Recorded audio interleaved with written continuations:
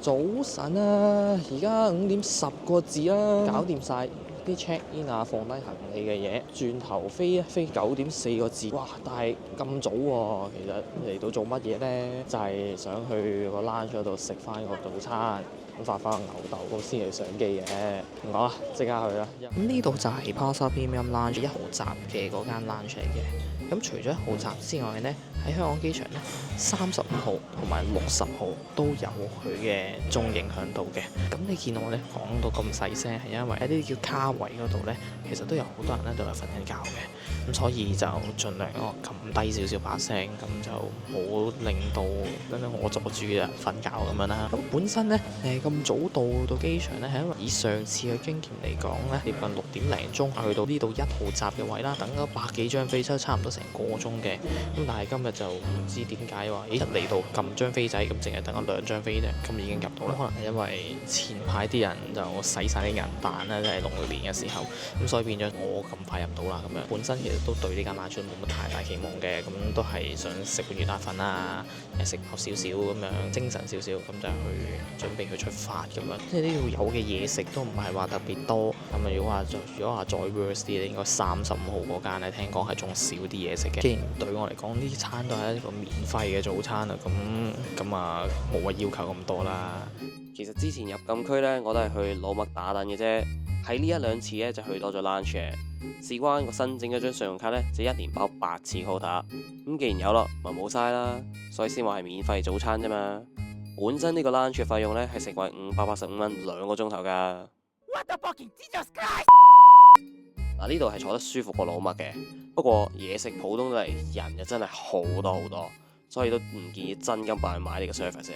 你張卡入到嘅咪當係 bonus 咯，冇嘅去其他地方一樣嘅啫。好，食完啦，8點4個字到啦，而家你見到都開始多人啦。好彩真係早咗少少到啊，如果唔係真係可能真係60號見㗎啦。坐完 lunch 之後，仲有1粒鐘嘅時間，悠閒咁樣行過去等上機，時間係好鬆動啊。不過去旅行就應該係咁樣俾自己放鬆㗎嘛。一講起日本呢，除咗壽司同和服啦，咁大家第一時間會諗起嘅呢，我諗富士山都走唔甩㗎。江戶時代呢，有一句咁樣嘅諺語，意思就係指如果喺初夢入面係夢見富士山呢，咁就代表嚟緊呢一年嘅運勢呢，咁就會好到冇得頂㗎啦。咁所以呢，可想而知，富士山對於日本人嚟講呢，其實都係象徵住祝福同埋幸運嘅。咁雖然呢啲都唔係一啲嘅精密科學啦，咁但係如果對我嚟講，喺呢個坐飛機嘅途中係能夠俯瞰到富士山嘅時候呢，都係一種緣分嚟嘅。同時間呢，亦都係可以幫我呢個旅程開一個靚嘅頭咁樣咧。嗱，如果要想喺飛機睇到富士山呢，咁就又有5樣嘢啱啦。首先就係第一樣，啱機。富士山喺靜岡縣同山梨縣之間，所以咧飛羽田或者成田嘅航班咧係有機會望到佢噶。第二，啱時間。嗱，你夜晚先飛到過咧，乜都睇唔到噶吓。第三樣，啱天氣。睇下坐飛機嗰日嘅靜岡縣係咪好天。第四，啱位。飛機會喺去程起飛後大約3個鐘，或者回程起飛後大約半個鐘頭最接近富士山嘅，所以有得 book 位嘅，去程記得揀 A 位，回程就揀 F 或者 K 位，同埋要記得避開埋機翼嗰啲位置啊。如果呢4樣嘢都齊晒，咁最後一樣就係喺起飛之後 set 好 timer，睇下自己同富士山有冇緣分啦。嗱，終於咧都飛到伊豆群島嘅上空啦，呢度距離富士山咧都有140公里咁遠嘅。咁就咁用眼睇咧，淨係會見到好細山頂輪廓嘅啫。咁所以咧都要揾翻支70-200鏡喺相機度放翻大隻山，先至睇得到成座山嘅。嗱，今日嘅天氣都幾好嘅，不過始終同個山都隔得有啲遠啦。散射現象之下，令到成張相嘅對比度咧係插晒水，搞到咧我都唔係幾識得執翻佢。嗱，同埋咧美中不足嘅就係飛緊途中有一個雲仔遮咗個山頂，搞到咧都睇唔到個全相。不過我起碼都認得出佢係富士山先啦，所以咁樣嘅緣分對我嚟講其實都收貨㗎啦。喺機上面瞓下影下咁樣，4個鐘真係好快過啫。終於都到日本啦。好，咁而家就去到成田機場 Terminal 2嘅 arrival lobby 啦，篋都攞埋㗎啦。咁咧本身就預2個鐘頭嘅時間咧先至出到嚟嘅，咁但係咧最後咧實際係用咗半個鐘頭啫。本身我遇到咁悲觀係因為今日係天王誕啦，咁如果計埋禮拜六同一呢，係3連休嚟嘅，大家都有聽過㗎啦。咁咧日本咧不嬲都多人去啦，咁多人到誇張個位就係、我本身咧就預得叫做話咁保守啦。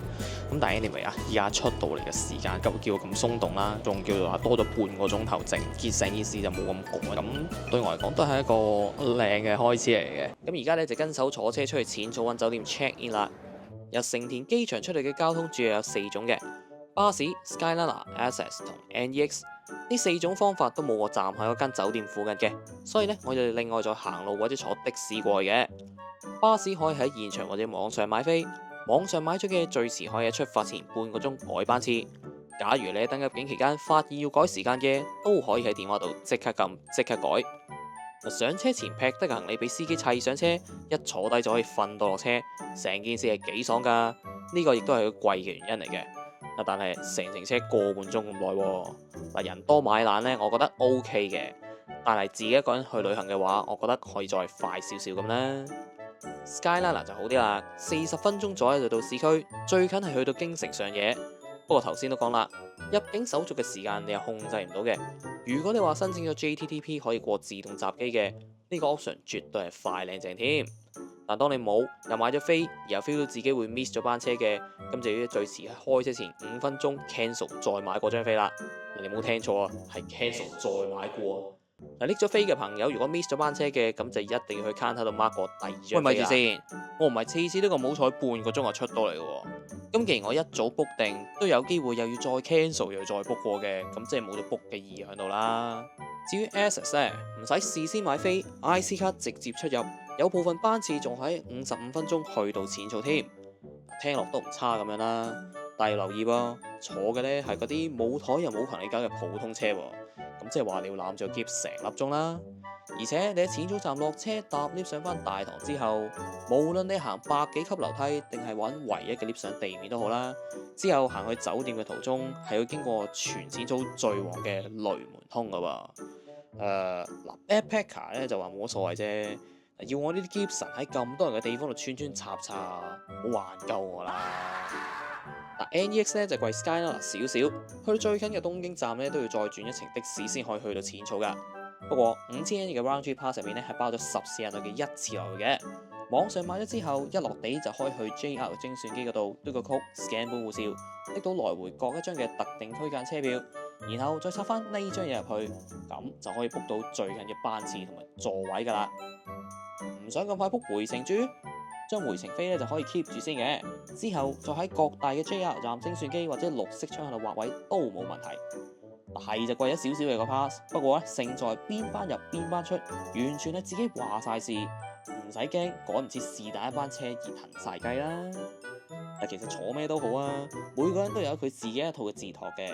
對我嚟講，難得去到個旅行可以放鬆下啦，咁啊梗係留翻啲彈性俾自己唞下氣啦。始終去旅行開心放鬆先係最緊要啊嘛。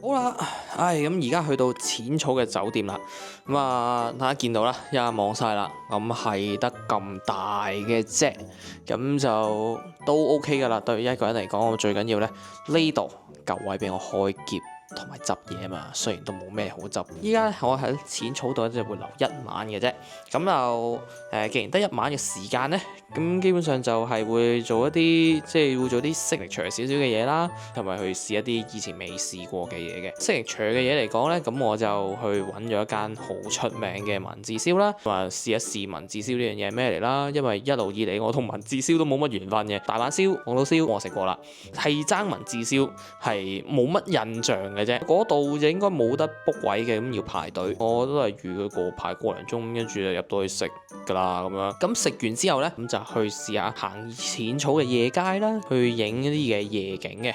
因為呢兩笪地方呢，就日頭去得多啦，咁但係夜晚會唔會話別有一番風味呢？呢個都值得我去期待嘅。去到夜晚6點幾，全發遠通同眾建世商店街一帶都仲係咁旺場嘅，呢間鋪頭直頭大排長龍添。行近望一望，原來係黐卡啊，咁成件事又合理啦。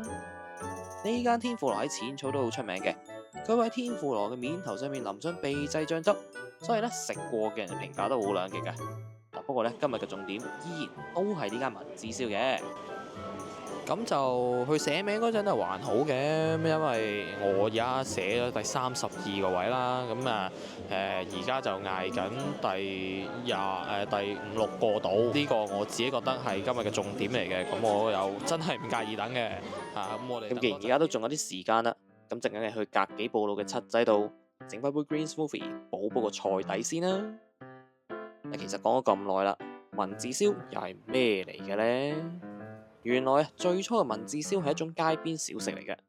相傳喺江戶時代末至到明治初期嘅月度呢，有啲陀果子攤檔係會擺啲鐵板喺度，然後將啲麵糊倒落去煎，等啲細路用竹籤喺上面撩撩下咁樣練寫字嘅。煎到咁上下之後呢，就會搽啲蜜糖啊、豉油啊咁樣，再鏟起佢當 pancake 食，順便咧同朋友仔一齊掃下咁樣啦。時至今日啦，文字燒已經演變到係會加入各式各樣嘅材料，好似係椰菜啊、明太子啊、年糕等等咁樣，將佢哋切碎之後，再同啲麵糊兜埋一齊，煎到咁上下之後呢，就再灑啲芝士同埋海苔粉，令到佢由街邊小食變成咗老少咸宜又食得飽肚嘅鐵板料理啦。食文字燒呢，最緊要有耐性，事關文字燒個麵糊嘅水分重，如果太早就鏟起佢，咁就會變咗一劈嘢咁樣黐咗喺個鐵板上面，完全就鏟唔起噶啦。所以咧，你要俾多少少時間同耐性佢，由外至內煎翻乾佢個底，咁就會 make your life easier 噶啦。同口感扎實嘅大阪燒唔同，文字燒咧食落去同時係有兩種質感嘅，一種就係面嘅黏身，另一種咧就係底嗰邊嘅脆口。如果話大阪燒係靠足料同醬汁搭救，文字燒就係透過食材本身嘅鮮味同埋特質去取勝嘅。都好似呢個文字燒咁樣啦，每一啖你都會食到明太子嘅鹹、芝士同年糕嘅焦脆煙韌，同大阪燒嗰隻究極飽肚咧，完全係兩個 story 嚟嘅。雖然一個人咧越食越眼瞓啦，鏟到後期都開始冇乜力，咁但係咧整體嚟講都食得過癮，同埋覺得好食嘅。除咗文字燒，喺等緊嘅期間呢，我仲嗌咗個魷魚鐵板燒去頂肚嘅。食完文字燒之後呢，仲嫌菜唔夠多，嗌多咗個雜菇，平衡翻今餐嘅飲食添。不過呢，雜菇裏邊燒 tomorrow 呢，攝牙攝得太犀利啦。好彩餐廳對面呢就有一間藥妝店，可以即刻買包牙線搞搞佢。翻咗酒店執棚牙之後，又出翻喺度兜個圈啦。淺草寺喺夜晚嘅魅力所在，就係喺得返燈光嘅映照之下，令到所有建築物都多咗份神秘感。另外，隨住中建西商店街上嘅鋪頭陸續閂門，淺草寺一帶都少咗好多人，你隨便揾個地方影相咧，都唔使再怕阻街啦。成件事啊，真係好 free 嘅呢。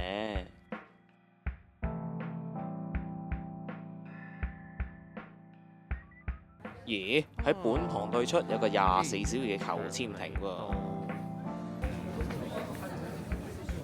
試下咯。於是咧，我就係咁樣本住個試嘅心態嚟咗個2025年嘅第一簽啦。究竟會抽到啲乜嘢呢？哇！係空簽啊！呢個講咩啊？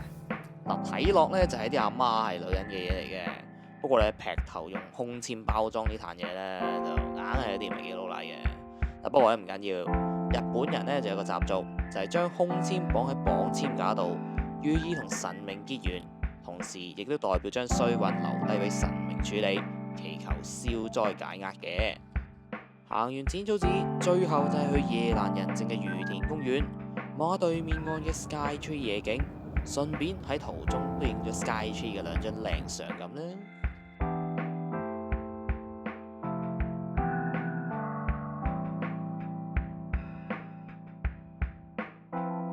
一收太陽咧，件事即刻係凍咗好多咯。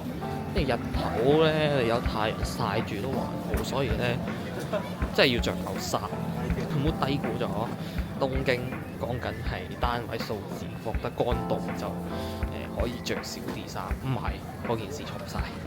好，咁一翻到嚟酒店啦，咁 Day 1嘅行程咧亦都差唔多啦。對我自己嚟講咧，就雖然得一個夜晚嘅自由活動時間就好有限啦。咁但係食到中意食嘅嘢，去到睇自己未睇過嘅風景呢，咁作為呢個旅程嘅前菜呢，咁都係超晒班、超額完成噶啦。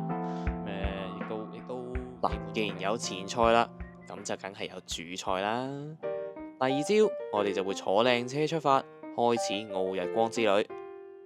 聽講呢嗰度嘅風景都幾靚噶喎，咁實際去到睇又會係咩感覺呢？咁就要留翻下條片慢慢講下啦。